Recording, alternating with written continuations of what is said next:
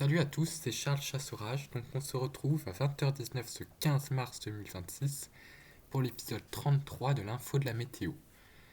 Donc la dernière fois qu'on s'était vu en point météo, il faisait assez doux, de la douceur très très printanière avec un temps vraiment très très printanier. Et les choses ont commencé à changer. Donc la végétation s'est réveillée et puis le 9 mars, on a eu un petit peu de pluie déjà dans la nuit du 9 au 10 mars. Puis le 10 mars, on a eu un peu de convection diurne, encore un peu de douceur.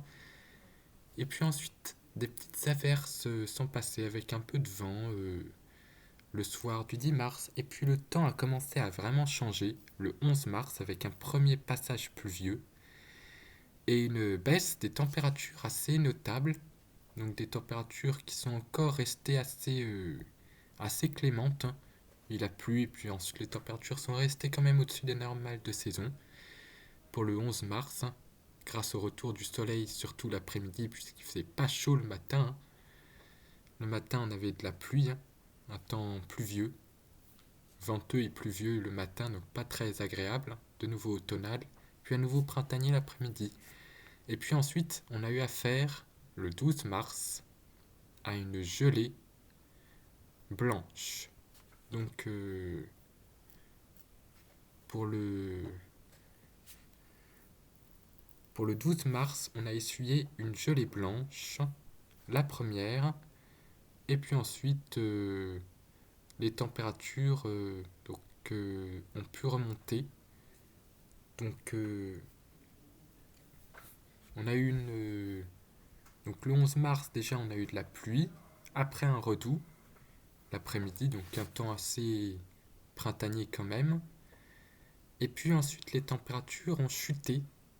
Et le 12 mars, bah, le 12 mars, on a eu affaire à une gelée blanche.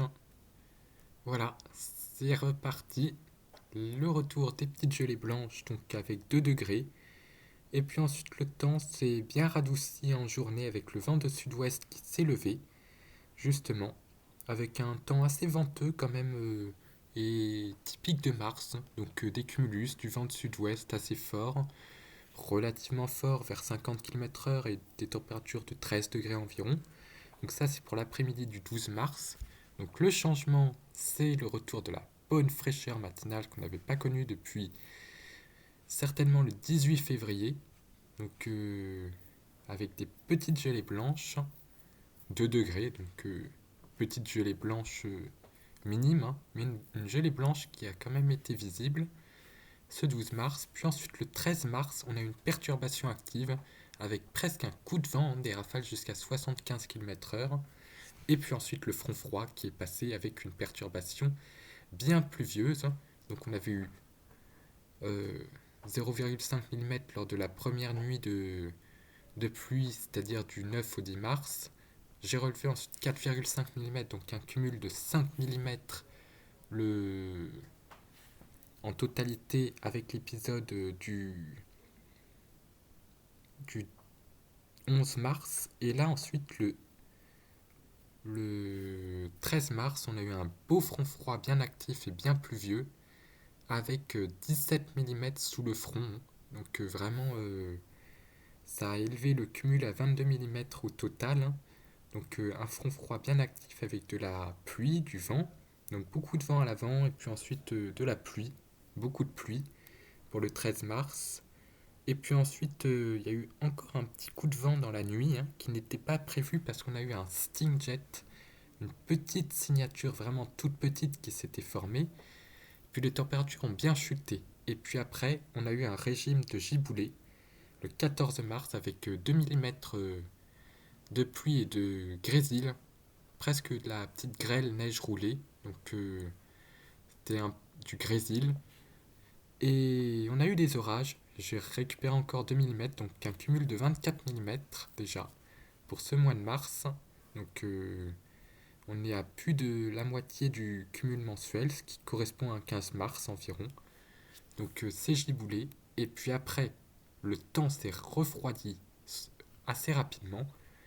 Et puis on a assisté à une vraie gelée cette fois-ci. Donc j'ai eu très peur pour la végétation Heureusement, on est descendu qu'à moins 1,2 degrés. Donc la végétation, ça a été vraiment limite, mais elle n'a pas été endommagée. Et puis on est remonté à 13,8 avec un beau soleil, un très léger vent de sud-ouest cet après-midi. Donc retour d'un temps printanier l'après-midi, puisque ce soir, ça se refroidit assez rapidement.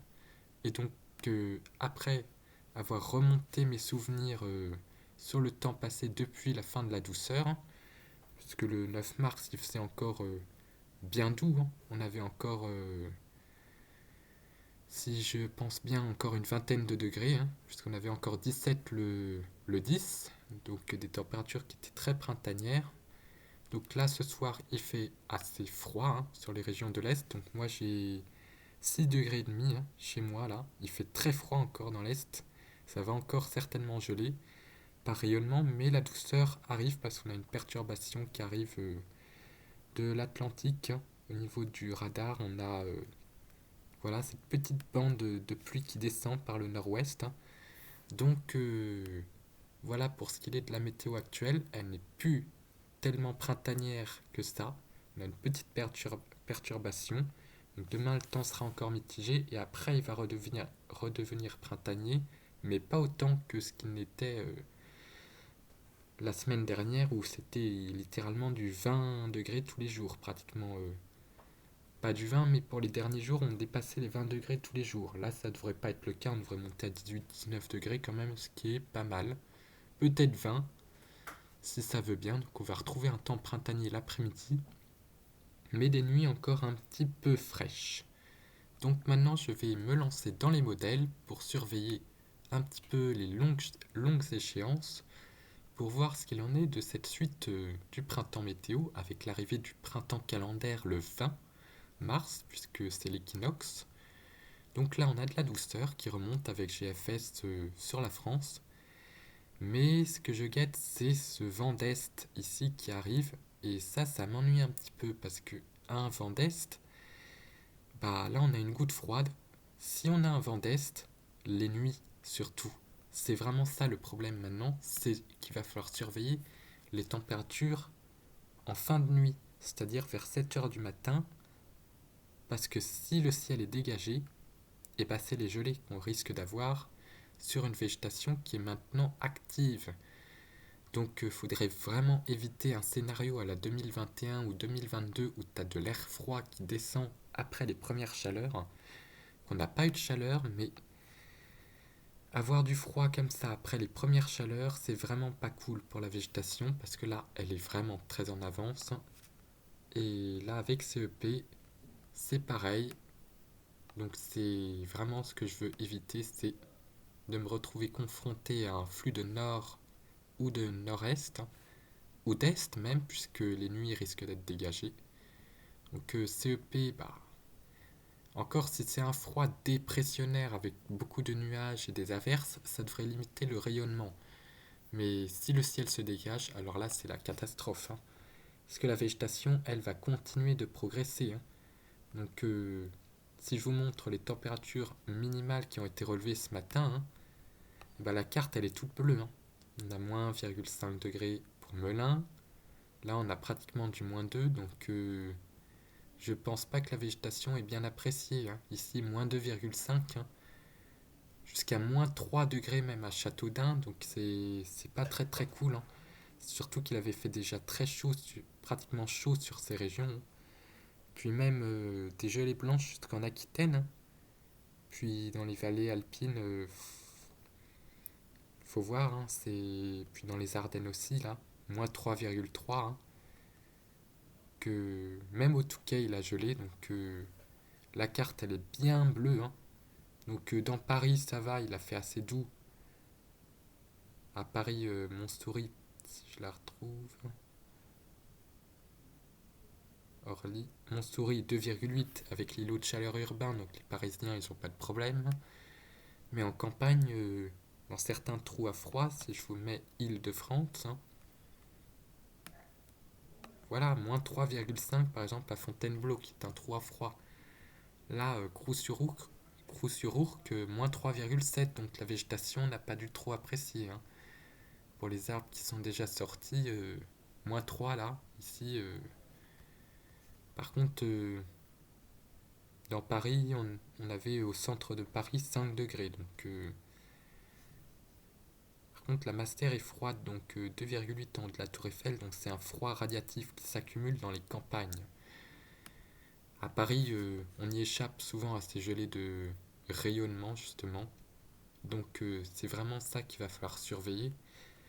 C'est ce risque gélif. Donc je vais pas m'attarder plus pour ce soir. En tout cas, franchement, j'espère éviter les gelées parce que franchement, ça serait un désastre pour la nature et j'ai pas trop envie de voir ça parce qu'après c'est de un c'est moche et en plus on n'aura pas de fruits et puis les arbres s'ils sont abîmés bah, c'est pas vraiment bien.